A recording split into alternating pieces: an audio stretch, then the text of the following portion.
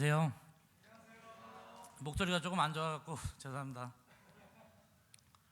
저는 춘천 한마음교회에서 온 문성주 형제입니다.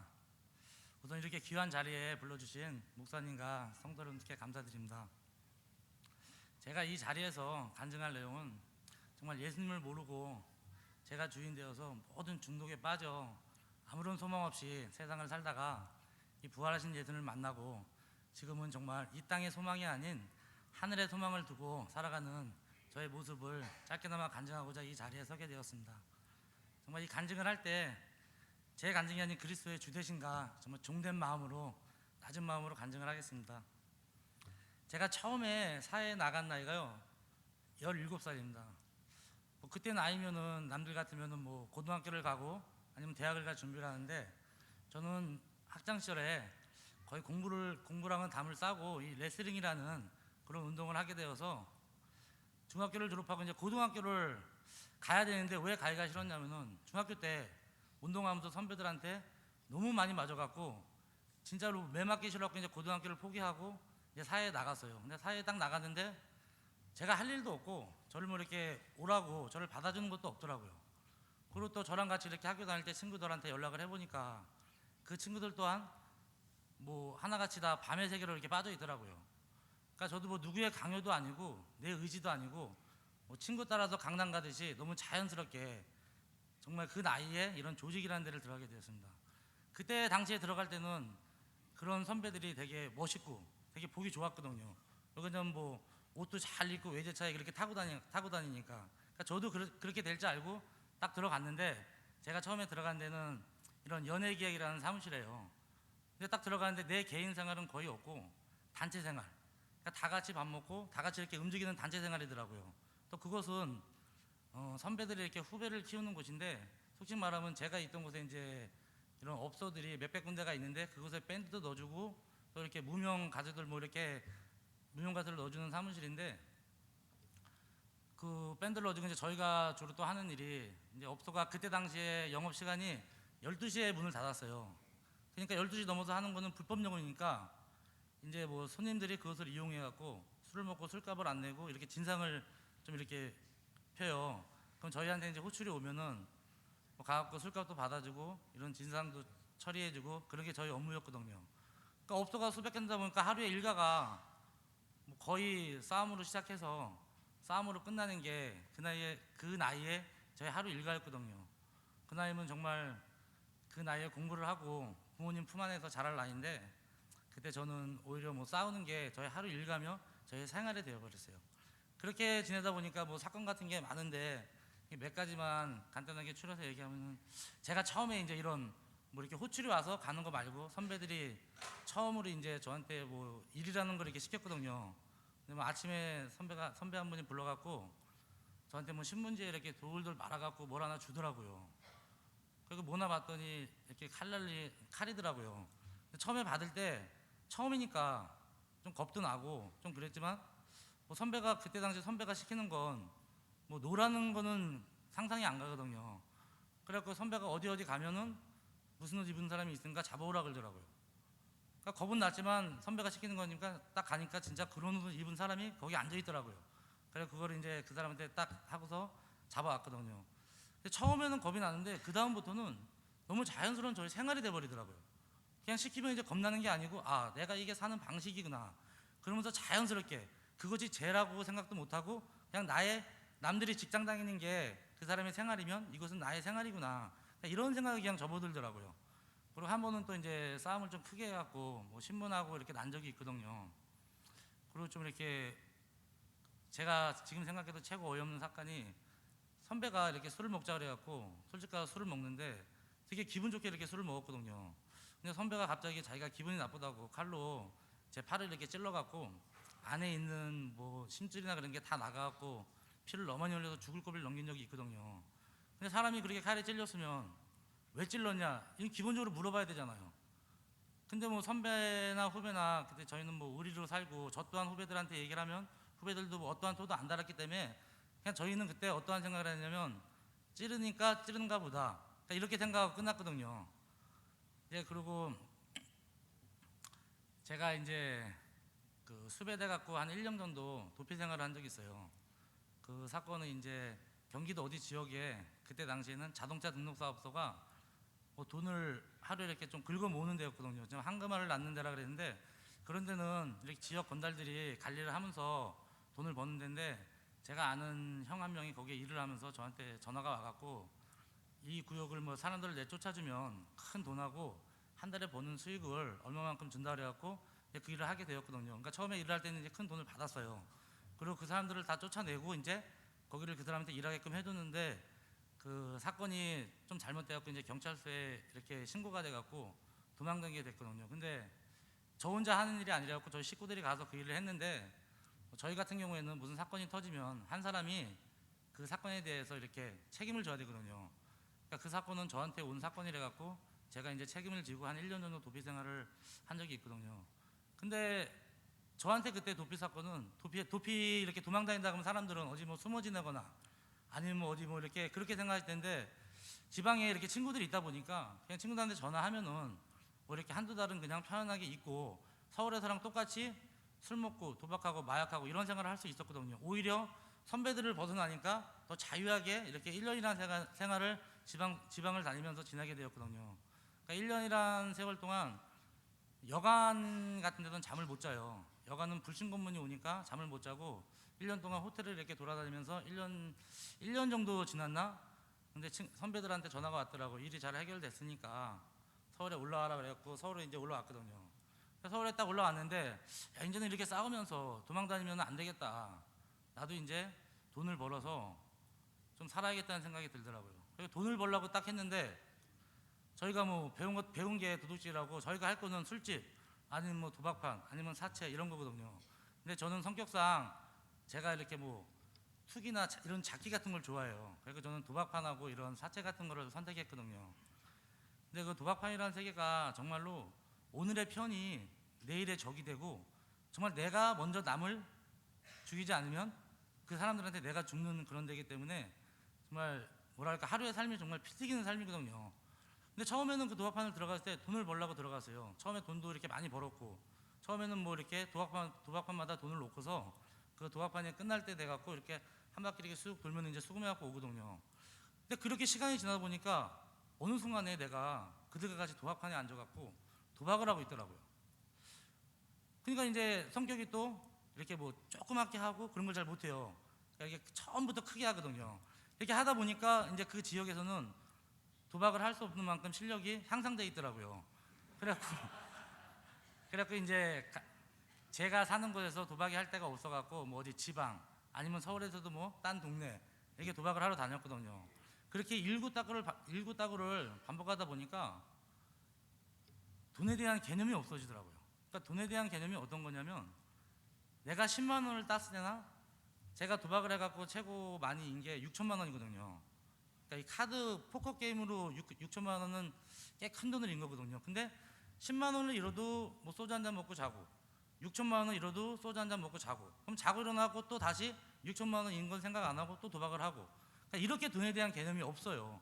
뭐 도박판이라는 데가 이게 도박판 자체를 제가 좀 이렇게 큰 데를 다니다 보니까 뭐 몇천만 원에서 억대판이 매일 하루에 보는 게 1,000만 원대에서 억 단위예요. 그러니까 돈의 개념이 뭐 그냥 1,000만 원 그러면은 아 그냥 1,000만 원이구나. 100만 원 그러면은 100만 원짜리 수표 한 장. 이 정도로 돈의 개념이 없었거든요. 그렇게 이제 지내다 보니까 너무 돈이 일구따구 하다 보니까 오히려 계속 뭐랄까 빚을 지고 마이너스가 나더라고요. 아 여기서 또 아는 사람들이 이제 전국적으로 많아지다 보니까 이쪽에서 돈을 벌어야겠다는 생각이 들더라고요. 이제 완전히 저의 직업이 되더라고요. 그래갖고 이제 하우스라는 실제 도박하는 사람들을 모아서 도박을 하는 하우스를 이제 차리게 되었어요. 하우스를 차려갖고 사람들을 모아서 사람들이 많이 이제 인맥관계가 있으니까 뭐 하우스를 하는 데는 크게 지장이 없었거든요. 그리고 그 동네에서는 뭐 이렇게 하우스를 한다 그러면은 쉽게 이렇게 누구나 이렇게 하는 게 아니거든요. 쉽게 말하면 그 지역에서 뭐 이렇게 그런 사람들이 차리는 건데 그걸 차렸는데 처음에 제가 이제 거기서 벌어들이는 수익이 한 일주일에 한 3번 정도 하는데 한 번 할 때마다 한 300만 원 정도를 이렇게 벌게 돼요. 그러면 일주일에 한 돈 1,000만 원을 버는 건데 사람들이 뭐 이렇게 저희 집에 이제 이렇게 오는 사람들이 대부분 자기 나름대로 이제 자기 지역에서 도박이 할 데가 없어갖고 딴 동네를 이렇게 솔직히 거기서 말하면 뭐 원정 게임을 하러 온 사람들이거든요. 그러다 보니까 사람들은 많아갖고 돈은 쉽게 버는데 도박판에서 버는 이런 하우스에서 버는 수입으로 만족이 안 되더라고요. 그래갖고 이제 그 밤에 다니다 보면 그때 유행하는 게 있어요. 그때는 한참 유행하던 게 바다 이야기 게임하고 이런 PC 도박 이제 사람들이 모여서 안 해도 가게 와갖고 그 컴퓨터에 들어가면은 게임할 사람들이 뭐 몇십 명, 몇백 명은 있거든요. 그리고 저도 이제 하우스도 하면서 이제 가게를 차려갖고 좀 잠깐 사이에 돈 좀 벌어야겠다는 생각이 들어갖고 바다 이야기를 안 하고 이제 PC 게임하고 홀덤바라는 걸 차렸어요. 이제 홀덤바는 뭐냐면은 쉽게 말하면 이제 국내인들이 들어가는 카지노는 없어요. 외국인들이 들어가는 카지노에 있는데 지금 뭐 정선에 있는 점인지 모르겠는데 정선에도 이 홀덤 게임이라는 게임이 없었거든요. 그러니까 그런 카지노 축소판 불법으로 차려갖고 이제 영업을 하게 되었거든요. 근데 그 영업을 하면은 그거는 아까 도박판의 하우스보다 돈을 한 두세 배 정도는 더 벌거든요. 한 4시간 하면 한 돈 1,000만 원 돈이 저희 사무실 앞으로 떨어져요. 그리고 또 이 PC게임은 제가 처음에 가게를 차렸을 때 손님들이 와서 저희 가게에서 이제 현찰로 코인을 사고 게임한 돈이 첫 달에 1억 4천인가 되더라고요. 그럼 제가 버는 수익은 한 3천만 원 돈이거든요. 그러면 1억이 어디 갔나 했더니 그 게임의 이제 본사 쪽으로 가더라고요. 그래갖고 이제 저 같은 경우에도 가게를 이제 한두 개 눌리고 쉽게 말하면 나중에는 제가 그 본사가 되어 있더라고요. 그러니까 본사랑 손잡고 이제 나중엔 크게 하다가 이제 본사랑 손잡고 하는 경우까지 갔는데 불법으로 하다 보니까 이제 시간이 길어지니까 꼬리가 밟혀갖고 단속을 좀 많이 크게 맞았어요. 단속을 뭐 크게 맞아갖고 저의 가게에서 이제 바지 사장으로 있던 사람은 이제 형무소를 가고 뭐 나머지 사람도 이제 다 이제 빼느냐고 돈이 많이 들고 저 또한 그렇게 쉽게 번 돈이 제가 뭐 그거 갖다가 집을 사거나 잘 먹고 잘 살거나 그런 게 아니고 저 또한 도박하고 뭐 마약하고 경마라는 것도 그때 당시에 손을 대갖고 뭐 버는 족족히 주말에 가갖고 경마라도 날리고 그냥 그런 사람이 돈을 아무리 벌어도 쳇바퀴 돌아가지 돌아가갖고 나중에는 까골로 그냥 손에 아무것도 진 게 없더라고요. 상한 몸만 있고 그렇게 도박판을 다니면서 제가 또 접한 게 마약이라는 게 너무 저한테 쉽게 접해졌어요. 뭐 마약을 내가 뭐 어렵게 구하는 게 아니고 주위에서 얼마든지 하고 싶으면 구할 수 있으니까 제가 처음에 접한 마약이 대마초라는 마약입니다. 그래갖고 이 마약 사건으로 제가 우리나라에서 뭐 가장 무섭다고는 마약 특수부에 끌려가갖고 정말 이런 뭐 고문을 받아봤거든요. 근데 경찰서라는 데를 그때 당시에도 많이 왔다 갔다 했기 때문에 뭐 그런 경찰서하고는 인식이 틀리더라고요. 지금 생각해도 그때만큼 공포스럽고 무서운 거 없는 것 같아요. 그 마약 특수반에 딱 끌려갔는데 정말로 뭐 조그만 방에 딱 들어갔더니 나무 의자 하나 있더라고요. 나무 의자 하나 딱 있는데 어째 들어가는 순간에 공포가 임하더라고요. 그리고 나무 의자 딱 있는데 발을 딱 채우더니 손을 뒤로 채우더라고요. 그래서 한번 뭐를 딱 물어봐요. 그래갖고 처음에 물어보니까 저도 알면서도 모르는데요. 딱 그런 동시에 뭐가 탁 날라오더라고요. 그래 이 사람들은 두 번이 없구나. 자, 한 번밖에 물어보질 않고 때리더라고요. 그래갖고 자, 뭐 거짓도 진실로 바뀌겠더라고요. 뭐 우리가 TV나 영화에서 보면 고문실이랑 똑같은 데인데 그런 공포스러움을 느끼고 나왔으면은 일반 사람들 같으면 이 마약이 끊어야 되는 생각 하잖아요. 근데 오히려 더 이 마약보다도 심한 거를 찾게 되더라고요. 제 사람의 본능으로서. 그러니까 제가 처음에 마약을 할 때는 얼마든지 이 마약을 할 때 제가 끊을 수 있다는 생각으로 했거든요. 그건 저뿐이 아니고 마약하는 사람들 모두가 자기가 의지가 좋다고 이 마약은 내가 얼마든지 끊으면 끊을 수 있으니까 오늘 한 번만 하고 안 한다 이런 생각으로 마약을 하거든요. 근데 마약과 이 도박의 늪은 사람 스스로 제어를 할 수 없을 만큼 정말 깊거든요. 이미 처음에 마약을 할 때 사람의 의지로는 이제 끊을 수 없는 단계에 이르는 거예요. 쉽게 말하면 처음 손댈 때 이미 그 사람은 거의 폐인의 수준에 간다고 봐도 다름이 없거든요. 저 또한 제가 끊으려고 많은 노력을 해봤어요.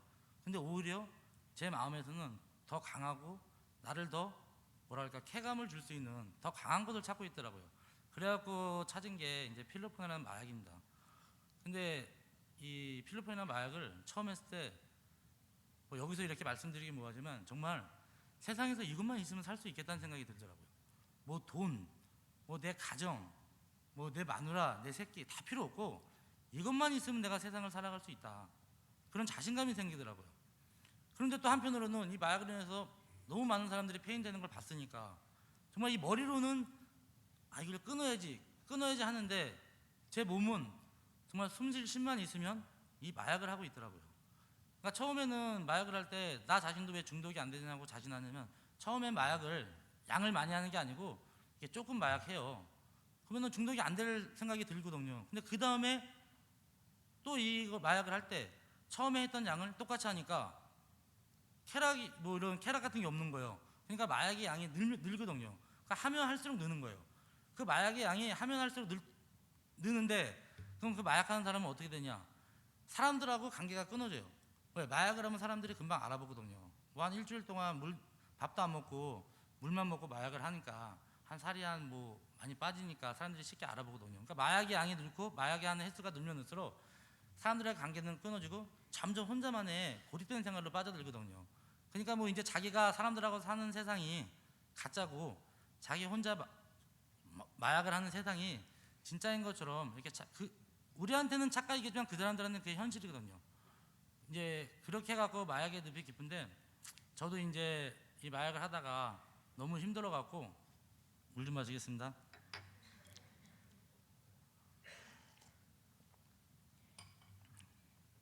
마약을 하다가 너무 힘들어갖고 제 스스로 앰뷸런스를 불러갖고 병원에 입원한 적이 있어요.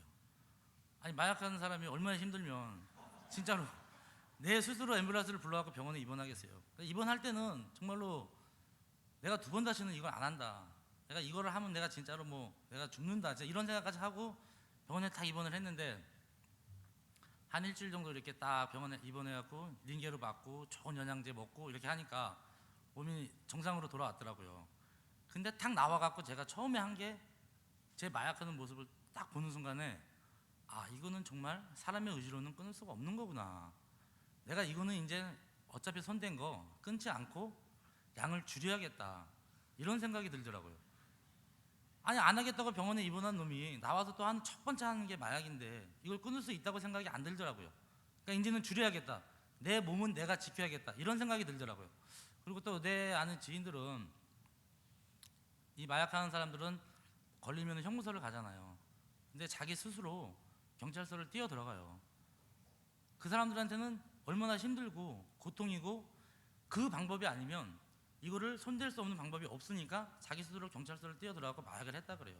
그럼 형무소를 가니까 그것만이 그들한테 그 당시 마약을 안 할 수 있는 유일한 방법이며 그들이 선택할 수 있는 최선의 방법이기 때문에 경찰서에 뛰어 들어가는 거거든요. 그러니까 자기 의지로는 절대로 끊을 수가 없는 거예요. 자기 의지로는 끊을 수가 없고, 그리고 저 같은 경우에도 그러니까 이 마약하는 사람들의 종류가 저 같은 경우에도 이 마약을 시작하면은 한 10일 정도는 아무것도 안 먹고 이 마약만 하거든요. 그러면 아까 말씀드렸듯이 살이 한 10kg가 빠져요. 그러면 사람들을 못 만나니까 또 혼자 밥 먹고 뭐하고 나가고 또 그렇게 마약을 하고 도박을 하면은 한 3, 4일은 앉은 자리에서 그냥 도박만 해요.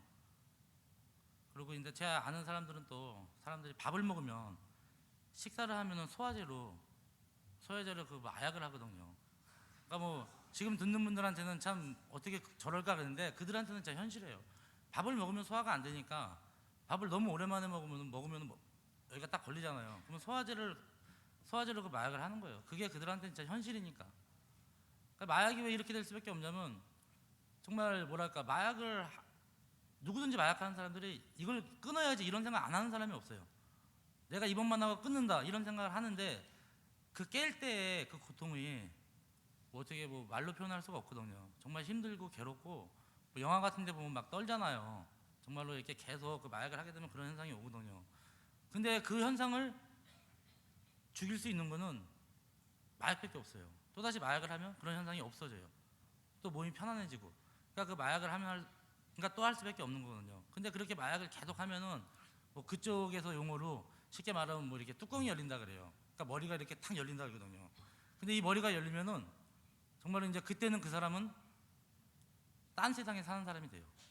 정말로 환상을 보고 환청을 듣고 그때 이제 딱 들어온다. 그때 들어오는 생각 하나가 딱 있다. 심지어 내가 죽어야 된다 그러면은 진짜 죽어야 돼요. 그리고 내가 저 사람을 죽여야 된다. 그럼 저 사람을 죽여야 되고요. 한번 들어오는 생각은 의지로 끊을 수가 없어요. 그러니까 사람들이 마약하는 사람 옆에 안 간다는 말이 있어요. 이 사람이 어떤 행동을 할지 모르니까. 이 사람이 같이 있다 갑자기 이 사람을 죽여야 되는 생각이 들으면 진짜 죽여야 돼요. 그 정도로 한 번 생각이 들어오면 끊을 수가 없을 만큼 무섭거든요. 제가 이렇게 춘천에 내려와서 한 1년인가 1년 6개월 정도 있는데 제 아는 지인들로부터 전화가 2통화를 받은 적이 있거든요. 마약을 하고 자살했다고 2통화를 받았어요. 근데 그 사람들이 이 마약이 아니면 그쪽에서는 그래도 이름도 꽤 있고 자기 나름대로 다 이렇게 자리를 잡은 선배들인데 마약과 손댄 동시에 몇 년 안 돼갖고 자살을 했다는 전화를 받았습니다. 그 정도로 마약의 늪은 정말 깊고 한번 들어온 생각은 사람의 의지로는 끊을 수 없을 정도로 정말로 뭐랄까 사람을 잡아가는 정말 이 세상에서 가장 빨리 사람을 폐인시키는 것 같아요. 도박이나 마약 그런 게. 근데 이제 저 같은 경우는 아까 말씀드렸지 다행히 하나님의 은혜로 죽는다 이런 생각은 들어온 적이 없어요. 그냥 내가 이 마약을 좀 줄여야겠다 이런 생각이 들어와서 저는 계속 마약을 해가면서 다만 내가 이 마약을 줄여가면서 해야 한다. 근데 저희 지금 이렇게 제가 지금은 교회를 다니고 있지만 그때 당시에는 그 세계를 헤어날 수 있는 방법을 몰랐어요. 왜? 처음에 사회에 나와서 배운 게 그거고 딴 세상을 본 적이 없어요. 그러니까 쉽게 말하면 직장 다니는 사람하고 대화한 적도 없고 뭐 아침에 일어나는 사람들하고는 아예 얼굴 맞대고 밥 먹어본 적이 없고 왜 그냥 우리는 아침에 들어가서 저녁에 일어나니까 정말 일반적인 이런 세상이 있다는 걸 몰랐어요. 뭐 알고는 있었지만 사람들도 모르고 그러니까 그 세계가 전부다. 나는 정말 여기서 이제 뭐 도박하면서 마약하면서 이러면서 내 인생을 마감해야겠다는 생각을 하면서 그러니까 내 몸은 좀 지키기 위해서 이제 양을 줄여가면서 이렇게 마약을 하면서 지내고 있는데 저에게도 정말 그렇게 지내고 있는 저에게 8년 전에 이혼한 아내한테 정말 저를 살리는 전화 한 통화가 딱 왔습니다.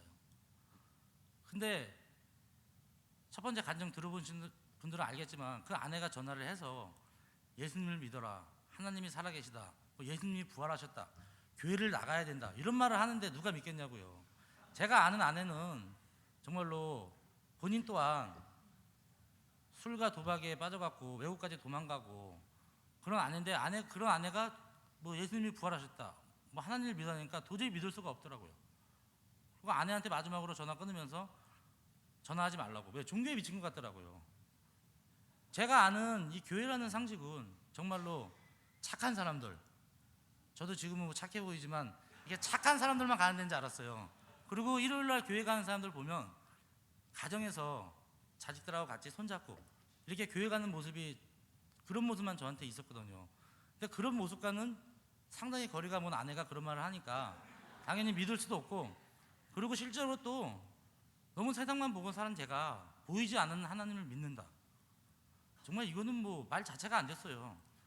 오히려 보이지 않는 하나님을 믿고 교회를 나가는 사람들이 정말 대단해 보였어요. 저 사람들은 어떻게 하나님을 믿고 갈까?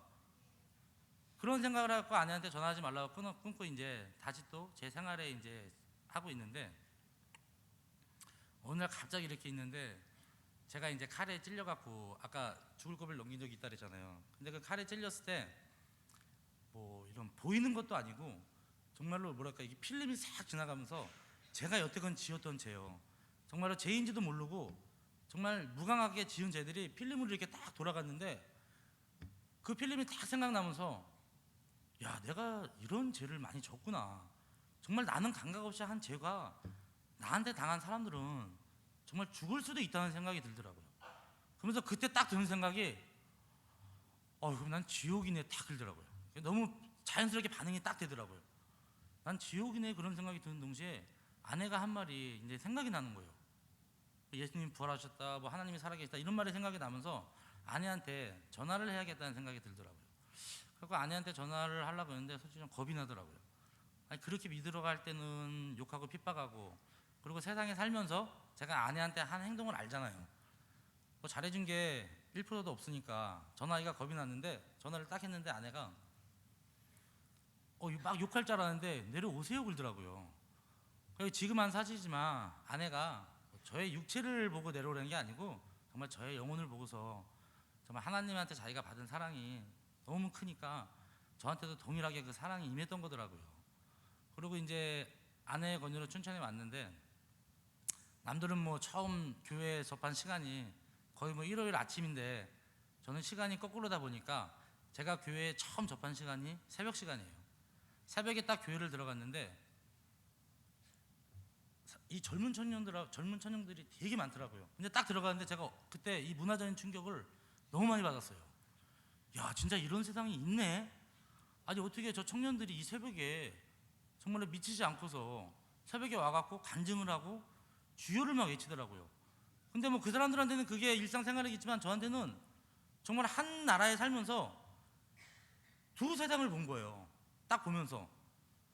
근데 교회 딱 가는데 그 청년들도 정말로 대단해 보였지만 제가 교회라는 목사님은 딱 넥타이를 메고 이렇게 자상하시잖아요. 근데 제가 다니는 춘천 한마음교회 목사님은 잠바를 딱 두시고 뭐 딱 하고 진짜 무슨 군대 사령관처럼 지휘를 하더라고요. 근데 그 지휘에 맞춰서 청년들이 나와서 간에서 간증을 하고 이 주여를 외치는데 제가 그때 어떠한 믿음이 생겼냐면요, 저 주여를 외치는 청년들한테 절대적인 뭔가 믿음이 있겠다는 생각이 들더라고요. 뭐 하나님이 살아계신지 이런 모르는 상태에서 저 청년들한테 믿음을 본 거예요. 그러지 않고서 그 새벽에 저희 같으면 술에 도박에 마약에 정말 이 레온사인에 그런 방탕한 삶을 살 시간인데 젊은 청년들이 미치지 않고서 이 새벽에 나와서 간증을 하고 주여를 하겠다는 생각이 들더라고요. 그리고 이제 그날 새벽기도 때 하나님께서 그 청년들을 통해서 이 절대적인 모르는 청년들을 통해서 믿음을 줘갖고 아내가 또 다니는 교회가 혹시 또 이상한 데가 아닌가 지켜볼 거면 해갖고 한 3개월가량 춘천과 서울을 왔다 갔다 했거든요. 일주일에 반은 천사 같은 사람들, 일주일에 반은 정말 악마 같은 사람들, 이렇게 왔다 갔다 하는데 나중에는 복잡한 거예요. 이게 뭐지? 정말 너무 그냥 정반대잖아요. 그러니까 제 자신이 막 이렇게 헷갈리더라고요. 그래서 이러면 안 되겠다.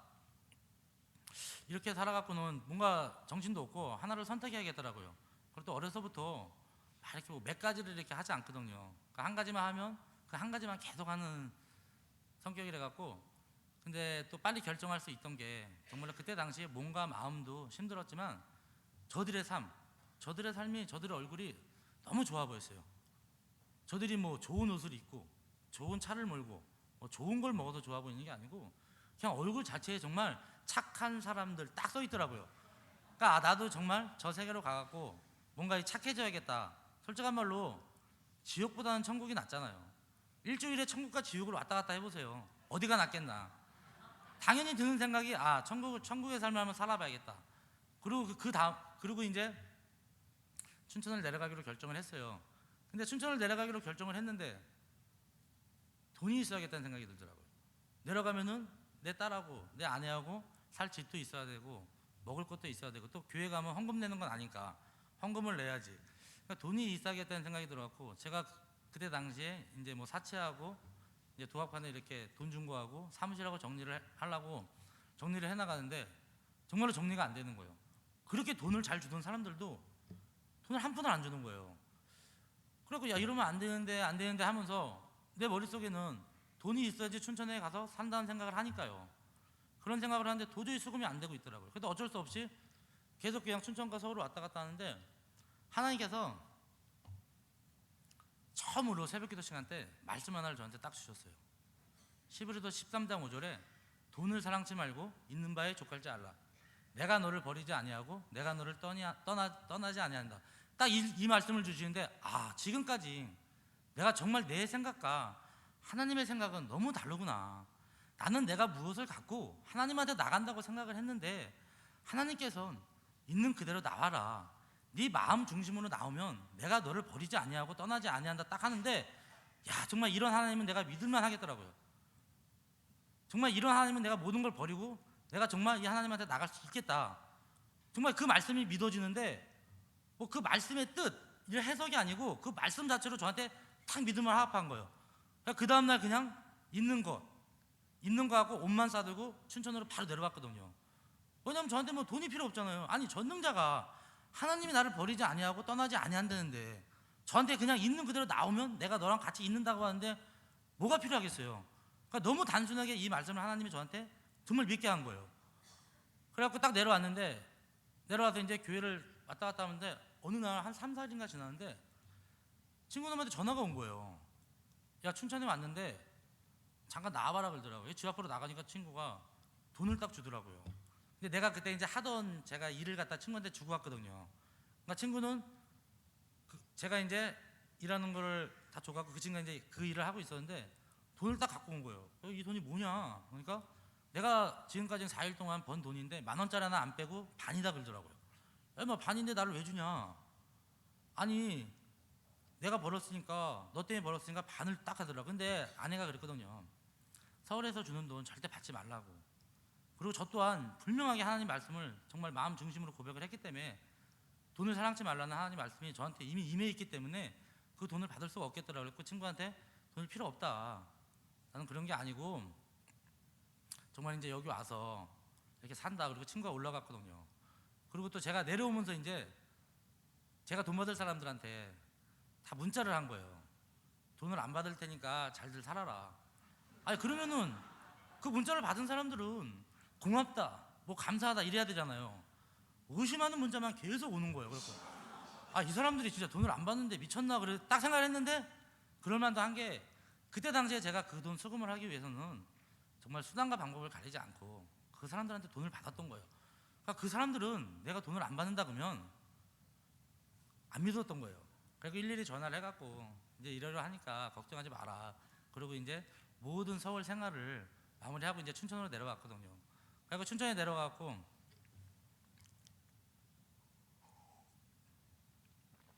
옷 좀 벗을게요.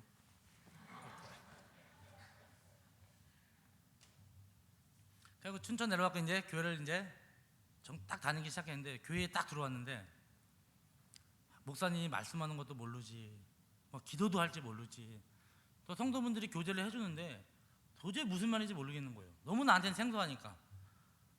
참 마태 그러는데 마태가 누군지 제가 어떻게 알아요?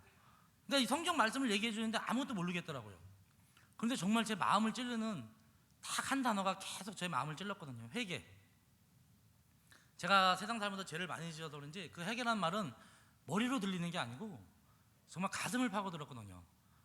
그러면은 이 회개를 하면 하나님 만나 주시겠구나 그런 생각이 들더라고요. 일단 춘천에 왔으니까 하나님을 만난 게 최고 급하잖아요. 정말 그 젊은이들이 주여 외치는 그분을 만나는 게 저한테는 가장 먼저이기 때문에 회개란 말을 딱 가슴을 찌르는데 회개하면 이분을 만날 수 있다.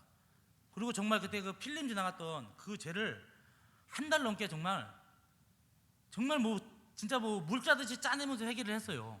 그 많은 죄를 해결을 하려고 그래봐요. 얼마나 짜냈겠나. 나중에는 정말로 하나님을 만나야 되는 생각에 없는 죄도 만들어서 회개를 하겠더라고요. 하나님 만나는 게 너무 급하니까. 그런데 사람이 참 이상한 게 회개를 하면 뭔가 개운하고 뭐 시원해야 되잖아요. 우리가 뭐 잘못했다 반성하거나 뭐 돌이키고 나면 개운하잖아요. 근데 정말로 회개하고 새벽기도 시간에 딱 나오면은 정말 2% 뭔가 마음이 개운치가 않았어요. 정말 화장실 갔다가 그냥 나온 기분이랄까? 그 정도로 찝찝했어요. 근데 그 찝찝함이 저한테는 가장 큰 거거든요. 왜? 이게 찝찝하니까 하나님을 못 만난다는 생각이 드는 거예요. 가장 급한 게 못하겠다는 생각에 너무 급한 거예요. 근데 지금은 사실이지만 저는 그때 당시에 회개한 게 정말 나의 겉죄, 사람과 사람 사이에 지은 죄만 회개를 했더라고요. 정말 하나님이 원하시는 근본적인 정말 이 마음 중심의 해결을 안 했던 거예요. 정말 내가 주인된 산죄를 회개하지 않고 나의 겉모습만 해결하니까 정말 2%가 부족했던 거예요. 근데도 뭐 그때 당시에는 몰랐으니까 또 해결을 한 거예요. 왜? 할 줄 아는 게 정말 없었거든요. 기도를 하면서 정말 2시간 동안 기도하는데 저희 교회가 2시간씩 기도하는데 2시간 동안 회개해 보세요. 어떻게 되나 사람이 진짜 눈물 콧물 짜내면서 해도 시원하진 않지 사람 미치겠더라고요. 그래갖고 막 기도를 하는데 하나님께서 두 번째 말씀을 주더라고요. 찾으라 구하라 두드리라. 그러면 하나님이 또 찾으면 찾고 구하면 주시고 두드리면 열어주시는구나. 그럼 하나님께서는 계속 또 회개를 하려는 거구나. 그게 또 얼마나 옛날 생각하면서 죄를 또 생각해냈겠어요. 내가 진짜 죄를 진 거를 그때 다 회개를 한 것 같아요. 한 달 반 동안 해결했는데 회개밖에 할 수 없는 게 다른 건 할 줄 없어서 제가 할 줄 아는 게 없었거든요. 근데 하나님께서는 정말 그렇게 회개를 하고 있는데 정말 이 약속의 말씀을 정확하게 이루어주시더라고요. 정말 찾았더니 구했더니 두드렸더니 하나님이 정확하게 저를 만나주시더라고요. 정말 어느 날 한 형제의 입을 통해서 요한복음 16장 9절에 죄에 대하면 저희가 나를 믿지 아니하며 이 말씀을 딱 주는데, 아, 그럼 쟤는 이분을 믿지 않는 게 죄구나. 성령께서 이 말씀을 딱 주는데, 야, 정말 이제 죄가 정확히 보이는 거예요. 그러면서 이 예수님이 누구신가? 왜 그러냐면 죄는 믿지 않는 죄랬는데 대상이 정확해야 되잖아요. 아니, 대상이 없는데 어떻게 믿지 않는 게 죄가 되겠어요? 그런 생각이 딱 드는 동시에 제가 그동안 들었던 부활의 말씀들이 선명하게 보이는 거예요. 그러면서 아, 정말 이분이 사람이신 이 예수가 정말 부활하셨으면 하나님이구나. 그러면 이분이 하나님이면 정말 이분을 믿지 않는 제가 너무 마땅하다는 생각이 탁 들더라고요. 그러면서 이 부활의 말씀이 딱 생각나는데, 사도행전 17장 31절에 부활로 모든 사람에게 믿을 만한 증거를 주셨다고 그러더라고요. 우리가 뭐 내 느낌이나 감정, 내 상황과 현상 이런 거에 따라서 믿는 것이 아니고 어떠한 상황에서도 정말 딱 지탱할 수 있는 이 믿을 만한 증거, 이 부활을 통해서 믿는다고 그러더라고요. 그리고 요한복음 2장 21절에 보면 제자들이 살아나신 후에야 성경과 및 예수가 하신 말씀을 믿었더라고 그러더라고요. 정말로 베드로 주는 그리스도면 하나님의 아들이라고 고백을 했잖아요. 자기네 형이 미쳤다고 한 야고보, 그리고 정말 교회 다니고 예수님이 하나님이라고 그 믿는 거를 정말 죽이고 핍박했던 사울, 그 사람들이 그렇게 베드로하고 십자가에 도망간 제자들이, 그리고 그렇게 핍박했던 바울이 나중에 보니까 다 순교했더라고요. 그것도 그냥 죽은 게 아니고 목 잘리고 십자가에 거꾸로 매달리고 그렇게 다 순교했더라고요. 정말 십자가에 도망갈 땐 제자들이 어떠한 기적을 봤어도 그들의 죽음보다 크지 않았던 거예요. 자기네 죽음보다 크지 않았던 제자들이 이 부활하신 예수님을 딱 만나고 죽음이 끝이 아닌 걸 정확하게 이 부활을 통해서 딱 본 거예요. 정말 영원한 날을 딱 보는 순간에 이 제자들이 순교를 했더라고요.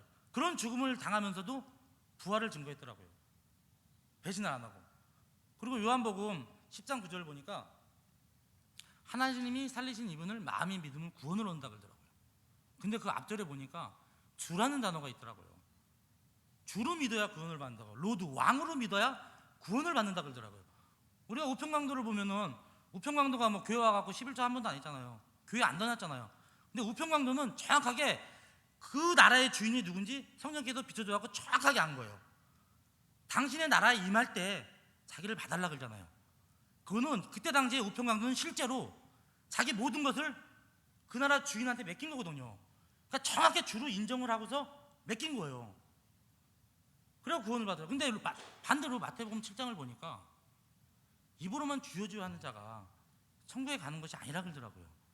주의 이름으로 귀신을 내어 쫓고 주의 이름으로 선지자 노릇을 하고 주의 이름으로 많은 권능을 했는데 하나님께서 정확하게 그 다음 절 보니까 난 너희를 모른다, 불법을 행하는 자들아 그러더라고요. 그걸 보고서 정말로 입으로만 주여 주여 하고 자기가 주인 되어서 모든 한 행동은 하나님께서 정확히 모른다 그러더라고요. 이 두 장면을 딱 생각이 나면서 아, 정말 이분을 주로 믿어야 되는구나. 정말 이 말씀들이 하나로 딱 연결되면서 이 땅에서 하늘을 볼 수 있는, 하늘을 갈 수 있는 길이 딱 열리더라고요. 정말 고속도로처럼 하늘의 문이 딱 열리는데 그때의 감격은 정말 어떻게 말로 표현할 수가 없더라고요. 정말 젖는 자가 이 땅에 사람으로 오셔갖고 십자가에 죽고 부활하심으로써 하나님으로 확증된 순간 정말 이 믿음만한 증거, 이 부활을 통해 모든 사람에게 믿으라고 했는데 이 믿지 않는 이것이 죄가 정확히 보이더라고요. 근데 2000년 전에 십자가에 죽은 예수가 정말 그때 죽었으면 나랑 뭔 상관이에요? 내 죄를 어떻게 사해요? 아니, 공자도 죽고 석가도 죽고 소크라테도 다 죽었잖아요. 그럼 2000년 전에 예수님이 죽었으면 십자가에 나랑 내 죄를 어떻게 사하냐고요. 다시 살아나셔갖고 지금도 살아계신 하나님이더라고요. 지금도 살아계신 그분을 내가 주인된 죄를 회개하고 이분을 주인으로 믿으면 내 죄가, 그동안 내가 지었던 모든 죄들이 사여진다 그러더라고요. 그러면 내가 지금까지 회개한 죄, 뭐 싸움한 죄, 마약한 죄, 도박한 죄, 이 모든 죄들이 결국은 이 예수를 믿지 않아서 죄를 지었더라고요. 내가 주인 되어서 이 예수님만 믿었으면 이런 죄도 안 지는 건데 이 예수님을 믿지 않아서 이 죄를 지었더라고요. 정말 제 마음에서 뭔가 뻥 뚫리면서 정말 할렐루야를 외쳤거든요. 그럼 결국 진짜 하나님의 법은 정말로 사람과 사람 사이에 지은 죄, 물론 그것도 지으면 안 되죠. 사람과 사람 사이에 아무리 큰 죄를 졌더라도 정말 이 전능자가 오신 이 사건보다는 도저히 클 수가 없더라고요. 정말 이분이 말씀하시는 요한복음 10장 9절에 믿지 않는 죄는 너무 당연하고 너무 마땅하더라고요. 정말 이 천지를 창조하신 그분이 직접 오셨는데 이분을 어떻게 안 믿겠냐고요. 정말 그 순간 드는 생각에 이분이 정말 원하시는 거는 내가 주인된 죄를 회개하는 거구나. 이 회개를 통해서 이분을 주인으로 믿고 이분의 주인의 삶을 사는 거구나. 너무 간단하더라고요. 그러면서 제가 그때 딱 그 순간 굴복이 되었어요. 굴복이 되면서 정말 이분을 나의 주인으로 모시는 기도를 딱 했거든요. 하나님 아버지, 제가 지금까지 이 예수님을 모르고 내가 주인 되어서 너무 많은 죄를 지었습니다. 하지만 지금 정말 이 부활하신 예수님을 나의 주인으로 믿고 정말 나의 삶이 아닌 정말 주님의 삶을 살겠습니다. 딱 이렇게 고백을 하는데 정말 제 안에 이 평강과 기쁨이 임하는데 이건 어떻게 정말 말로 표현할 수가 없어요. 제가 세상에서 재밌다는 건 다 해봤거든요. 뭐 마약도 해봤지, 정말 어린 나이에 골프도 쳐봤지, 뭐 좋은 술집이라는 다 가봤거든요. 근데 이런 세상에서 줄 수 있는 기쁨이 아니더라고요. 정말 이 안에서 기쁨과 평강이 임하는데 와, 정말 이거는 어떻게 말로서 표현이 안 됩니다. 그러면서 드는 생각이, 야, 그러면은 하나님의 법은 성경을 다 알면 좋죠. 하나님의 법은 너무 단순하고 명쾌한 거구나. 정말 이 모든 만한 증거 부활을 통해서 이 죄를, 요한복음 10장 죄를 알고 이 죄를 회개하고 이분을 주인으로 믿는 게 이분이 가장 성경에서 말하시는 핵심 단어더라고요. 우리가 마가복음 1장 15절을 보면 회개하고 복음을 믿으라 그러잖아요. 사도행전 2장 36절에 38절 보면 유대인들이 십자가에 예수님을 죽였잖아요. 근데 하나님이 살리셔갖고 주와 그리스도가 되셨잖아요. 그럼 유대인들이 어떻게 했냐고요. 바로 3절을 보면 어찌할 거란 고백이 나오잖아요. 자기네가 죽인 예수가, 사람 예수가 살아남으로 하나님이에요. 그들이 그토록 기다리던 메시아예요. 그 메시아를 자기네 손에 죽였는데 그들의 마음은 어떻게 했냐, 무너지는 거예요. 정말 이 어찌할 거라는 고백은 그 사람들의 정말 무너지는 고백이거든요.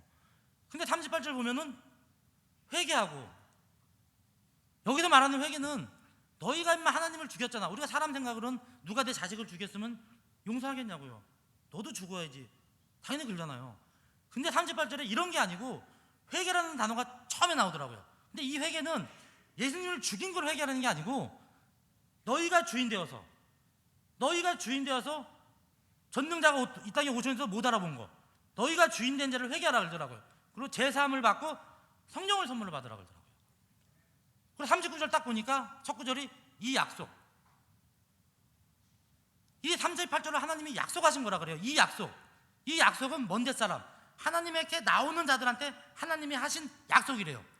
하나님을 만날 수 있는 유일한 약속이라 그러더라고요. 회개하고 제사함을 받고 성령을 선물로 받으라. 내가 주인 된 자를 회개하고 이분을 주인으로 믿어라. 이것만이 하나님을 만날 수 있는 길이며 하늘나라로 갈 수 있는 하나님이 선택한 약속의 말씀이라고 딱 39절에 나와 있더라고요.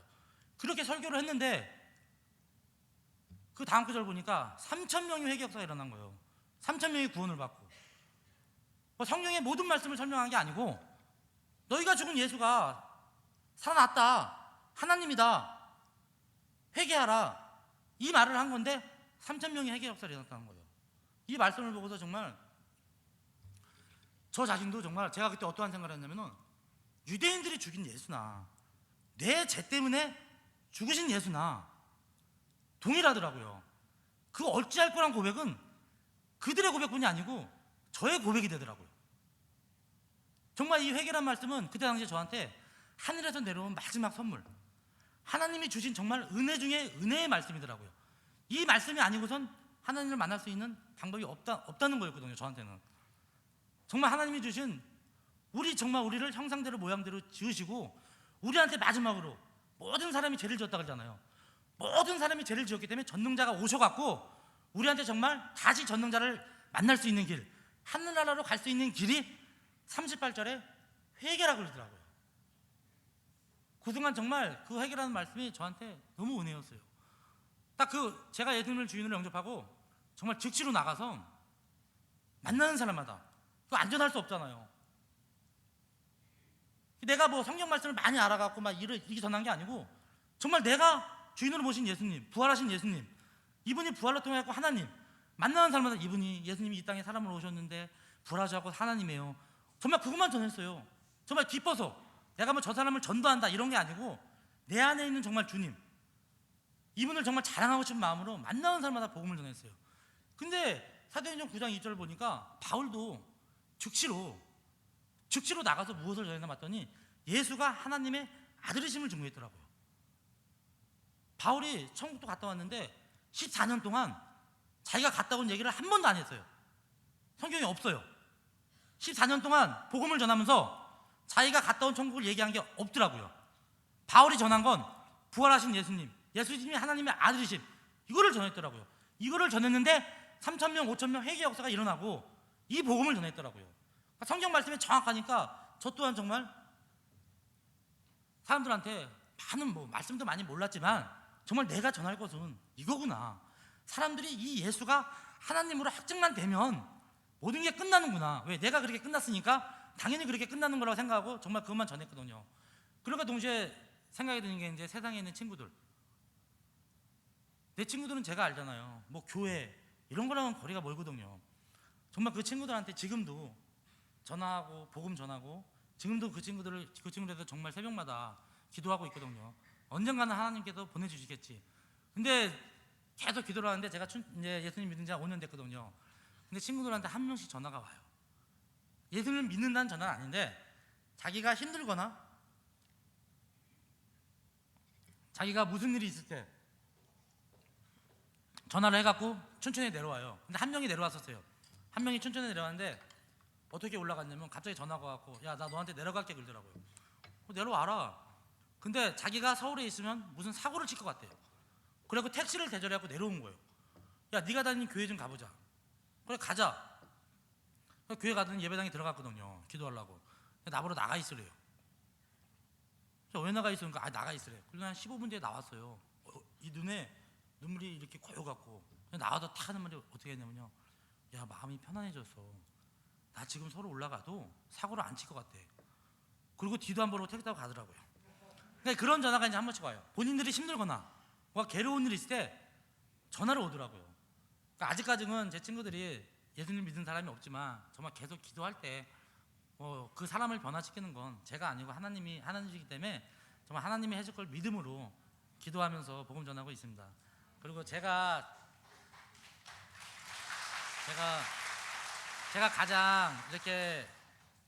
가장 변화되는 거는 제가 살면서 저의 삶이 아니고 주님의 삶, 정말 나의 삶이 아니고 주님의 삶을 살다 보니까 저도 어느 때는 깜짝깜짝 놀랐거든요. 왜 그러냐면은 그토록 끊어지지 않았던 담배, 술, 마약 뭐 그런 게 정말로 내가 뭐 끊으려고 노력하는 게 아니고 정말 주님의 삶을 살다 보니까 하나하나 끊어지더라고요.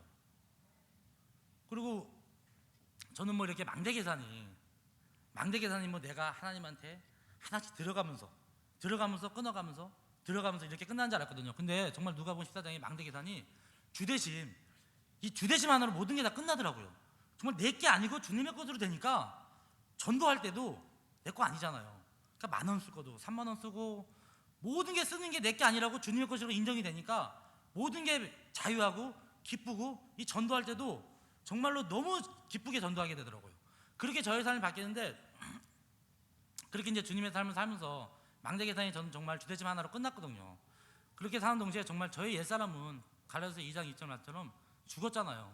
그리고 정말 제 안에 그리스도만 사시잖아요. 정말 그런 제가 이제 제 삶이 로마서 14장 7절에서 9절에처럼 정말 살아도 주를 위하여 죽어도 주를 위하여 정말 이렇게 사는 자로 바뀌어졌더라고요. 제가 뭐 이렇게 바꾸려고 노력한 게 아니고 정말 하나님의 말씀대로 새벽에 기도하면서 어느 한순간에 제가 변해져 있더라고요. 제가 성경 말씀을 보면서 최고 부러웠던 사람이 바울이에요. 왜 부러웠냐면 이 세상의 모든 것을 배설물로 여겼대요. 그리고 표대만 보고 상조심을 바라보면서 기쁘게 달려갔다는 거예요. 제가 딴 거는 다 되는데 야, 세상의 모든 것이 어떻게 배설물로 여겨질까? 정말로 그 바울이 되게 대단하거나 위대한 사람인 줄 알았거든요. 근데 그런 삶이 저도 사라지는 거예요. 내 삶이 아니고 이분의 삶을 살다 보니까 저 또한 바울처럼 부활의 주를 만났고 바울처럼 주대심으로 살다 보니까 저 또한 이 세상의 모든 것이 배설물로 여겨지면서 저 또한 이 땅의 상이 아닌, 이 땅의 재물이 아닌 정말 영원한 나라, 제가 갈 영원한 나라에 영원한 나라를 소망하면서 달려가는 대로 변해 있더라고요. 내가 세상 것들 놀라고 막 놀라고 애를 쓰는 게 아니고 정말로 딱 하늘을 딱 바라보니까 바울과 동일하게 정말 모든 것이 배설물로 여겨지면서 하늘의 소망을 들고 달려가는 자로 변해져다 하더라고요. 정말 이 땅에 사는 이유가 너무 정확해지더라고요. 정말 전도하고 제자 삼고 영혼 구하는 것만이 내가 이 땅에 사는 유일한 목적이며 유일한 소망이더라고요. 정말 사도행전 20장 24절에 내 생명보다 귀한 사명, 정말 이 고백이 너무 마땅하더라고요. 그리고 제가 또 이렇게 지금까지 안전적이게 복음을 전하면서 이렇게 신앙생활을 할 수 있었던 건 공동체입니다. 제가 이제 저희 같은 경우에는 교회 다니신 분들하고 삶이 너무 틀리잖아요. 그래갖고 제가 이제 교회를 다니면서 처음에 예수님 믿고 나서도 너무 많은 유혹이 있었어요. 정말로 뭐 심지어는 지금까지도 전화가 와요. 저는 왜 그러냐면 친구들하고 이 연락을 끊지 않고 있거든요. 그 친구들을 정말 구원해야 하니까 끊지 않고 있는데 지금도 유혹이 와요. 뭐 도박하자, 마약하자, 뭐 네가 와갖고 뭐 할 게 있다, 돈을 좀 벌자, 이런 유혹이 진짜 무진장 와요. 근데 이것을 갖다가 나 혼자 내가 싸우려고 하면은 아마 대마처럼 세상으로 돌아가거나 그랬을지 모르는데 정말 한 생명 하나님의 피값으로 사신 이 교회 공동체가 있기에 정말 그 싸움에서 승리할 수 있더라고요. 제가 한 번은 서울에 가갖고 친구들한테 3명한테 전도를 하려고, 제가 그때 당시에 진짜 충만했거든요. 하루에 말씀 통독을 막 정말로 몇 시간씩 하고 기도하고 뭐 얼마나 영적으로 충만하겠어요. 그래서 서울에 딱 가갖고 친구 3명 놓고서 복음을 전하는데 와 정말 복음을 잘 들어요. 아멘 아멘 하면서 야 내가 충만하니까 하나님께서 하시는구나. 그리고 막 복음을 막 전하는데 1시간 딱 전했어요. 너무 잘 들으니까 좋잖아요. 그리고 이제 친구들이 얘기하는 거 듣고 막 있는데 한 10분 들었나? 제가 그 유혹에 딱 빠져버린 거예요. 그 친구들한테 뭘 구해주기로 한 거예요. 그리고 딱 집에 왔는데 와 미치겠더라고요. 야 내가 이 정도밖에 안 됐나? 그러면서도 이제 정확한 믿을만한 증거가 있으니까 혼자 막 뒹굴고 있는데 저녁에 부모님 집에 벨소리가 딱 나는 거예요. 그 아내가 딱 올라온 거예요. 왜 올라왔냐? 그러니까 기도하는데 자꾸 서울에 올라가라는 마음을 준다. 야 하나님이 살리셨구나. 그리고 뒤도 안 돌아보고 진짜로 춘천을 내려왔거든요. 제가 내려오면서 생각난 게 야 정말 이 싸움은 정말 나 혼자 하는 게 아니구나. 나 혼자 내가 아무리 잘나고 많이 갖고 아무리 충만하고 아무리 말씀을 안다 그래도 이 정말 싸움은 나 혼자 하는 게 아니구나. 우리가 정말 예배에서 6장 말씀 보면 우리의 씨름은 혈과 육이 아니잖아요. 하늘에서 악한 영이라 하잖아요. 악한 영들하고 싸우는데 나 혼자 하는 싸움이 아니더라고요. 정말 싸움은 하나님께서 하시더라고요. 이 교회 공동체를 통해서, 이 교회 공동체를 통해서 내가 믿음이 성장되고 전도 또한 교회 공동체를 통해서 하고 양육 또한 교회 공동체를 통해서 하는 거더라고요. 이 교회가 정말 사람과 사람 사이에 만들어진 교회가 아니잖아요. 우리는 하나님의 피값으로 사고 이 교회 또한 하나님의 피값으로 사줬잖아요. 사도행전 20장 28절을 보면 하나님의 피값으로 사신 교회라 그러더라고요. 그런 공동체에서 정말 저의 문제점을 많이 오픈을 했거든요.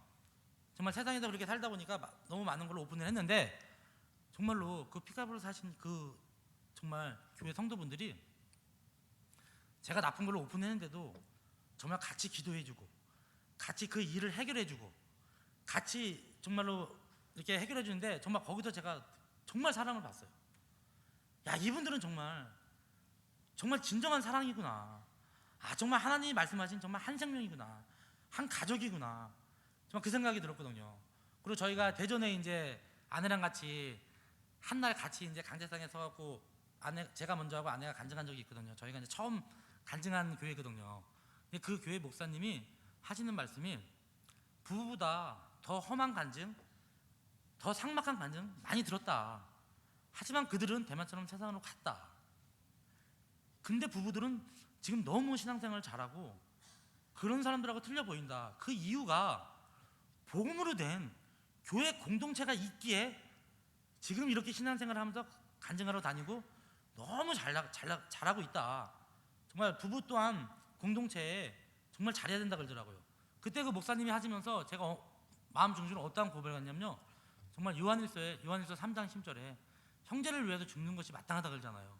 저 또한 그때 정말 마음 중심으로 제가 정말 하나님의 피값으로 사신 교회, 하나님의 몸인 정말 몸이 일부인 지체들을 위해서 정말 제 생명 바치겠습니다. 정말 이런 고백을 하게 되었습니다. 그리고 지금까지 신앙생활을 이렇게 잘하면서 잘하고 있습니다요. 제가 이제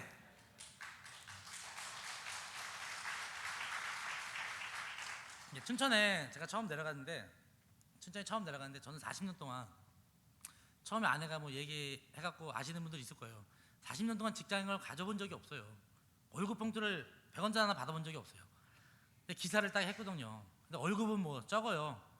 120만 원인가 130만 원인가 그랬어요. 첫 월급을 딱 받았는데 와 14억보다 더 감격되더라고요. 진짜 너무 감격돼갖고 이 돈을 어떻게 쓸지를 모르겠는 거예요.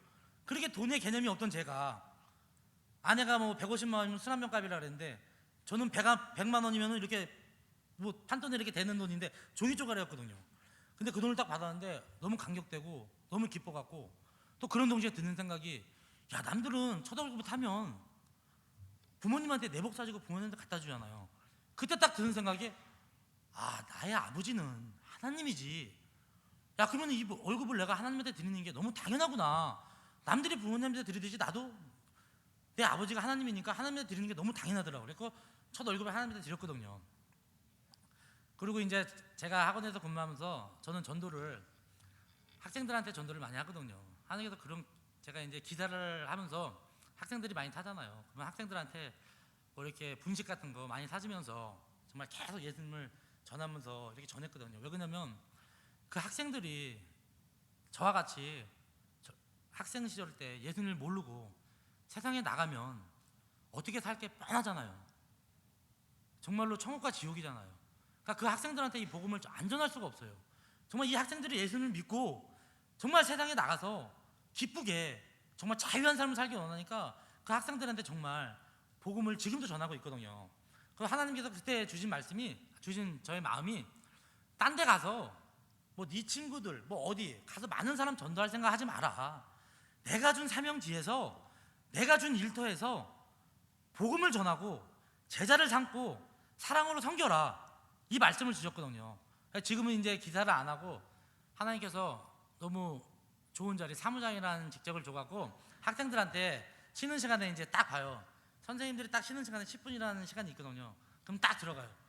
선생님들 뭐 사무장이니까 이 말의 파워는 좀 있거든요. 잠깐 교무실에 가 계시라고. 그리고 이제 학생들한테 10분이니까 간단하게 전해야 되잖아요. 뭐 성경을 설명할 시간이 없어요. 그림 3개, 천국, 지옥, 동그라미. 야 여기서 하나님을 살아계신 거 어떻게 믿을 수 있어? 그럼 애들 다 모른다 그러잖아. 이제 간단하게 복음을 전하거든요. 그럼 학생들이 듣는 학생도 있고 못 듣는 학생들도 있고, 어차피 사람은 제가 변화시키는 게 아니기 때문에 그냥 가서 정말 예수님이 부활하셨고 하나님이다, 이걸 전하고 있거든요. 그럼 하나님께서 지금은 한 달 전부터 소년원이라는 사역들을 주셔갖고 일주일에 4번씩 소년원에 들어가서 그 아이들에게 복음을 전하고 있습니다. 처음엔 저도 그렇게 살았기에 참 저 아이들이 복음을 전할 수 있을까 그런 생각도 했거든요. 참 제 인본적인 생각이었죠. 근데 들어가갖고 아이들이 첫날, 둘째 날, 셋째 날, 넷째 날 이 복음을 들으면서 아이들이 변화가 가는데, 지금 한 아이는 간증까지 쓰고 그 안에서 한 명을 전도해서 우리가 토요일날 예배를 들어가는데 그 예배에 데리고 왔어요. 그걸 보고서 정말 내가 얼마나 악한 생각을 했는지, 정말 내 생각대로 그 아이들이 변화를 제가 생각했던 거예요. 그 조건은 분명하게 하나님한테 있는데 하나님의 영역을 제가 넘어서려고 했던 거예요. 정말 이제 그 아이들한테 정말로 이제 사랑으로 계속 복음을 전하고 있습니다. 근데 그 아이들이 정말 말씀을 듣고 변해가는 모습을 보면서, 아 정말로 이 모든 것은 하나님이 하시는구나. 정말 나는 하나님이 가라 그러면 정말 가면은 변화시키는 건 하나님이구나. 정말 더욱더 사랑으로 그 아이들한테 복음을 전하고, 정말로 어떠한 힘든 상황이 와도 넘어지지 않고 아이들이 정말 나와서 다시 사고를 안 치고 정말 예수님을 마음의 주인으로 믿고 정말 자유하게 기쁘게 삶을 사는 것을 소망하면서 아이들한테 복음을 전하고 있습니다. 마지막으로 제가 이제 새벽에 기도하는 제목이 있어요. 저는 기도하는 제목이, 처음에 기도하는 게 딱 한 가지예요. 예배로서 6장 19절에 나를 위하여 기도할 것은 내게 말씀을 주사 이 복음의 비밀을 담대하게 입을 벌려 선포할 수 있게 해달라는 그 구조를 놓고 기도하거든요. 왜 그러냐면 우리가 솔직하게 아니 전능자가 내 아버지고 전능자가 나와 함께 하는데 참새 한 마리도 그분의 허락 없이 떨어지지 아니하고 우리 머리카락까지 세시는 절대 주권의 그분인데 우리가 뭐 그분한테 돈을 주세요, 명예를 주세요, 내 자식 잘해주세요 이런 기도 할 필요 없잖아요.